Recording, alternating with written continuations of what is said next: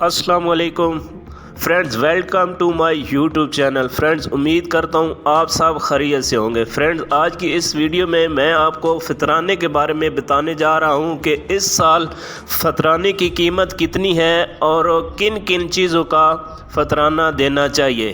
تو فرینڈ، اس سے پہلے میری آپ سے ایک گزارش ہے کہ آپ اگر میری ویڈیو پر نئے ہیں تو میرے چینل کو لائک اور سبسکرائب کر دیں اور بیل کے آئیکن پر کلک کر دیں۔ آپ کی ایک کلک ہمارے لیے بہت اہمیت کی حامل ہے۔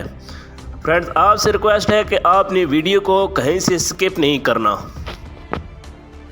جیسا کہ آپ کو پتہ ہے کہ ماہ رمضان کا مہینہ چل رہا ہے اور اس مہینے میں ہر صاحب استطاعت پر صدقہ فطر دینا لازمی ہوتا ہے۔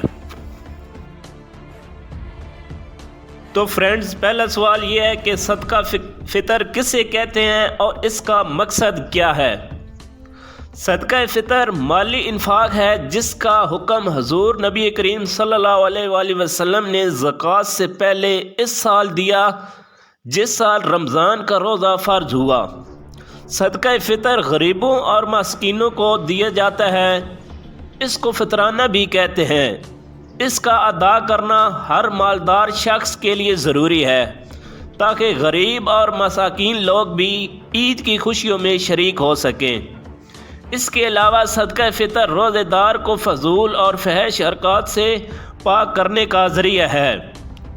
حضرت ابن عباس رضی اللہ تعالیٰ عنہ سے مروی ہے کہ حضور نبی کریم صلی اللہ علیہ وآلہ وسلم نے صدقہ فطر کو اس لیے فرض قرار دیا ہے کہ یہ روزہ دار کے بہودہ کاموں اور فحش باتوں کی پاکی اور مساکین کے لیے کھانے کا باعث بنتا ہے۔ فرینڈ، جیسا کہ آپ کو پتہ ہے کہ ہر شخص کا یہ سوال ہوتا ہے کہ روپے کے حساب سے آج کے دور میں صدقہ فطر کی مقدار کیا ہے۔ صدقہ فطر میں 4 اجناس گندم، جو، کھجور، کشمش میں سے کسی ایک جنس کا دینا یا اس کی مارکیٹ کی قیمت کا دینا ضروری ہوتا ہے، جن کی تفصیل مندرجہ ذیل ہے۔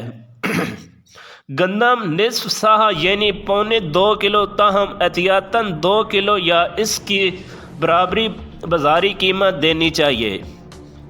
جو 1 سا یعنی تقریباً 3.5 کلو یا اس کی برابری بازاری قیمت دینی چاہیے۔ کھجور 1 سا یعنی تقریباً 3.5 کلو یا اس کی برابری بازاری قیمت دینی چاہیے۔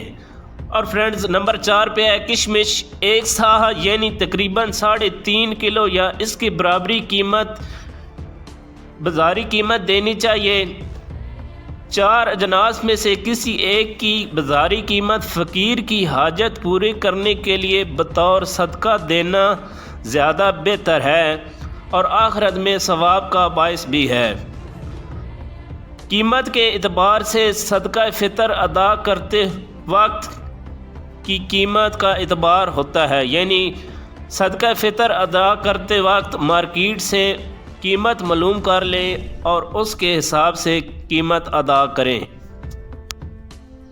فرینڈز، اگر آپ کو ہماری یہ ویڈیو اچھی لگے تو اس کو لائک اور شیئر ضرور کر دیں تاکہ عید سے پہلے ہر مسلمان تک یہ معلومات ضرور پہنچ سکے۔ شکریہ۔